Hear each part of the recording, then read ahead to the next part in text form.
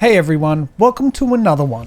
With subclasses around the corner and scheduled to drop on the PTS tomorrow, we have a ton of people excited and worried for the future of ESO. There's a content creator who has been a part of ESO since the launch on console and participated in all sides, including Once Upon a Time, PvE Endgame and PvP. A lot of people are wanting to know my thoughts and takes on it. And to be honest, it's hard. So in this video, I'll rattle off my thoughts and somewhat devil's advocate to both sides of the coin when it comes to opinions, and finally, what side I land on. Please let me be clear, this is only an opinion, it is not fact, as is just about everything else on the internet these days. So let's dive in. First off, we simply have two sides here, those that are excited for subclasses and those that are worried. And both sides have every right to feel the way they want. The excited people are happy because now they can truly play the way they want. If they are struggling with content, they can maybe slot something from another class to make their life easier. Hardened Ward from a Saw, Coagulating to heal through Oblivion damage, Templar Beam to help with damage checks, Arcanist Beam for AoE on more single target focused classes, and then there is even the more chill side that would like to be a Sork that can raise the dead and play with fire, or lean into the Druid style even more. The examples of possibilities are endless, and that has a huge portion of the player base excited. However, there is also the other side.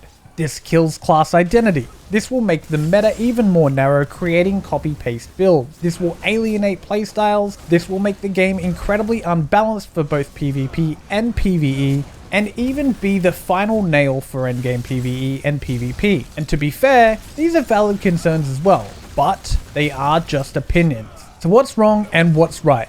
Should I be mad as well? Should I be excited?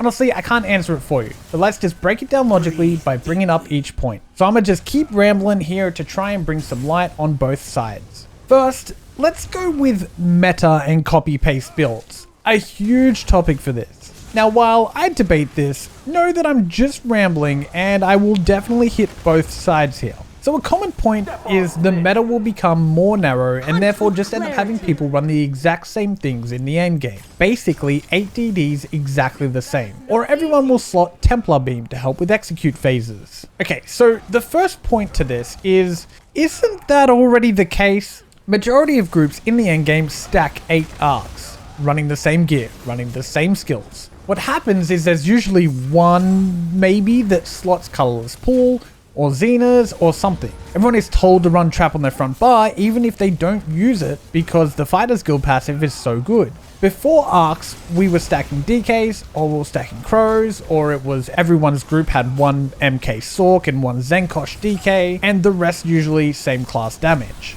DK for main tank or Warden must be a healer. My point is, it's almost always ended up, you must do this or that. Even in dungeon groups, there's almost this unwritten expectation that a person should or shouldn't be doing something in the game, in particular with their character, playstyle, or group composition. You can't really deny that's the way things are or have been for the last 7 years at least. And that in itself has fostered this expectation that things should continue to conform to this. But, like just about every topic involved in this discussion, it divides the player base into either casual or a sweatlord. Now before I get onto the topic, let's talk about the other side of this coin for meta. This in particular boils down to why do this when you could do this, and make yours and someone else's life easier or better, i.e. why bring this class to a 12-player trial when you could bring this and do more damage, making everyone's life better. It's a simple premise really, and a fair one. It continues into dungeons and even solo content. Why run this skill or that gear set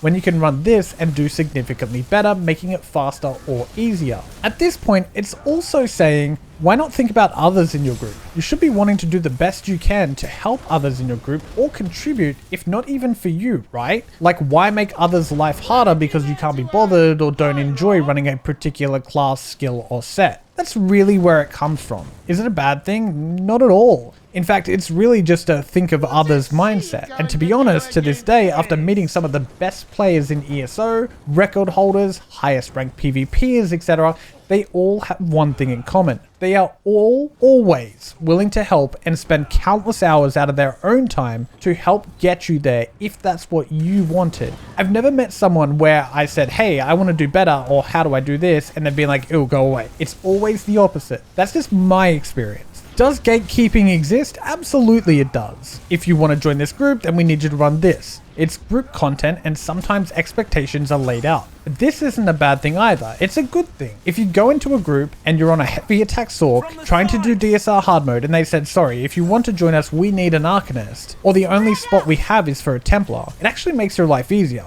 Because now you can go, okay, sure, I can swap, or you can go, okay, that's not for me and find a different group.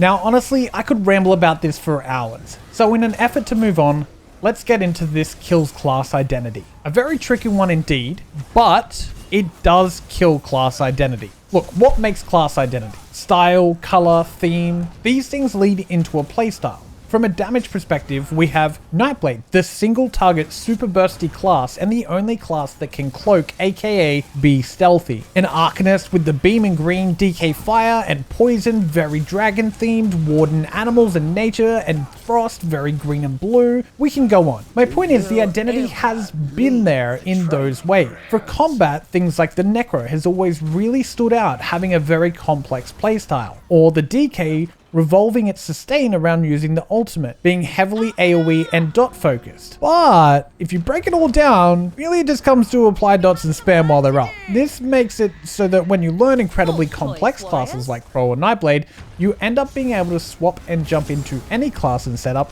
and can just pick it up almost immediately. The identity is there, just the muscle memory takes over and your brain just figures it out super quick, because in essence, it's all the same. So why are you rambling, Iffy? Well look, when this comes out, you'll not really be able to tell a DK from a Sorcerer, or a Warden from a Necro, because people will all have different things, effectively killing class identity. And that is what some people are worried about, and rightly so. Yes, you can always say, well, you don't have to use subclasses if you wanted to just be a purebred Arcanist.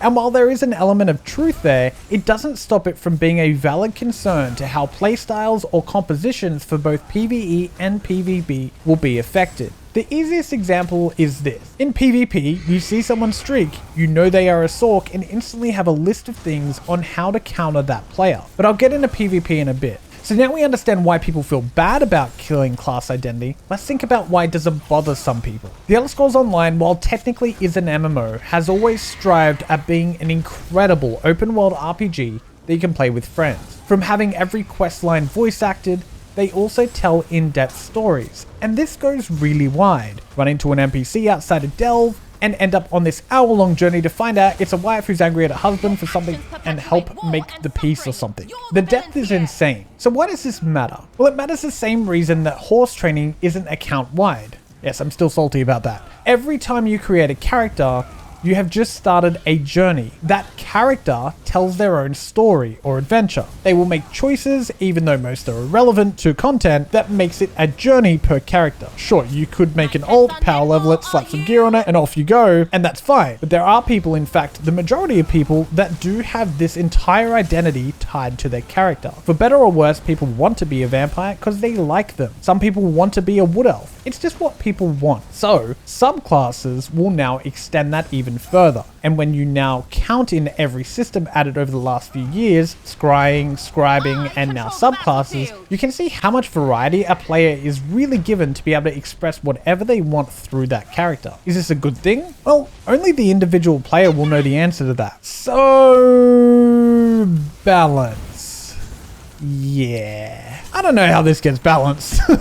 There's no denying there will definitely be crazy subclass builds that will be insane, like Arc, Crow, Pla combination. Green Beam into Radiant Oppression while you have Rapid Rot and Grave Lord Sacrifice active will be nuts, we are assuming. But what's the solution here? If they nerf any part of this, then anything that isn't that combo would drastically suffer. My only thought to this would be to nerf subclass skills. For example, if you added Radiant Oppression as a subclass, it would do 200% instead of 500%. However, if it was a primary class skill, as in created character class, then it would still have its own 500%. That's the only way I see it working out, really. But is it needed? Well, PvE, no, I actually don't think so. Like suggested before, people who are struggling in content will now be able to slot things from other classes to drastically increase their chances of clearing content. That is a good thing in my opinion. Here's the thing, we are far above the required damage, mitigation, or healing to clear any content in the game. The only time you need to optimize is going for really hard trifectas, unstoppable or swash, things like that. Outside of that, there is very few things that the majority of players aren't capable of doing, and they just don't know it because of the expectation of you need 130k damage on a dummy to be able to clear X content, or you need to have 100% uptime on stagger as a DK tank. It's ridiculous and far past anything that's actually required to clear content. Now, is it beneficial to do these things?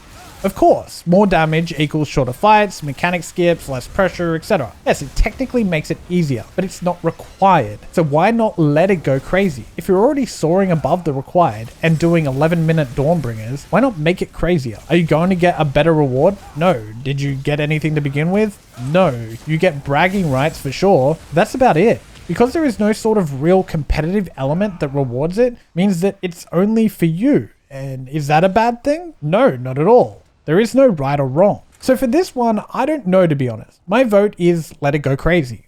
And finally, we've got PvP. Look, I'm not going to sit here and pretend to be a PvP expert. I'm going to point out some things here and be on my way. I don't see how subclassing works in PvP. I really don't. It will be fun, sure. But let's think about this. Nightblade, cloaks, fossilizers, and then corrosive with a bow proc. It's gonna one-shot most, if not all. Ball grips will just be unkillable as if they weren't already. It would just be a mess as far as I can see. Why is this bad? Well, the OGs will go in and make epic things and go god mode. The ball grips will keep doing what they're doing, but regular players that were thinking about PvP will no longer want to join. The gap was already too big, now it's gonna be insane. So what's the solution? My only idea here is they bring back the Vengeance campaign from the Serial Champions test. Majority of people loved it, and it was the most fair, maybe, I guess you could say, PvP will ever be. Created the most level playing field, and a lot of people had fun. I think it should be a permanent mode, maybe replace no CP or under 50s or whatever. It's the only way I see PvP keeping life after this, because however this affects things, the population of PvP is really where the fun is. Serial Champions was fun because it had a huge population with these large scale fights. And we want that again. We want casual people to come into PvP and have fun. That's what's special about the ESO PvP. So that's what I think. Again, it's just my opinion. I have no idea where to even start with BGs. No idea. So I've done my best to try and address every issue I've heard of so far, from both sides of the fence. Where do I land on this? Personally, I'm excited. I love the idea of it, and I'm keen to get on the PTS and try it out. I have already seen a little bit before, and it's insane. I hope that many do enjoy it, but like, I am a glass half full kind of guy. I do understand and respect the many concerns about it though, and try to always remember that these are opinions from everyone, all creators, all players, and we're all entitled to them. So let me know in the comments, are you excited or scared? Or what will be your first build? Do you think this is a good direction for ESO? And thank you finally for letting me rattle off all of my thoughts. And it's not really meant to be a conclusion, but more just try to help people see both sides to how other people may be feeling. And remember to respect everyone's opinion as well. It's not supposed to be a it's this way or that way type of thing, more of a thinking out loud thing. I hope you guys enjoyed it. We're going to have a ton of stuff on this channel in the near future for subclassing. So I'll see you guys in the next one.